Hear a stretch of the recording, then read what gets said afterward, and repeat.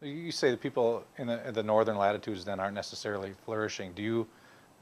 Is there research that shows maybe more disease in that part of the country, or certain conditions that go along with vitamin D deficiency? Absolutely. One of the biggest reasons that led me to writing the book and to looking at the research was because autoimmune disease is at an all-time high in the Seattle area. We have billboards that say, is it in the water? Is it the air pollution?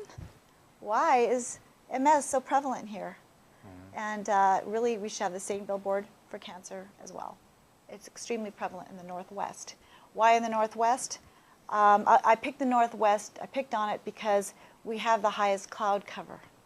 So even though we have possibly up to 2.5, 3 months of vitamin D summer, pertaining to the fact that we can actually grab it from the sun,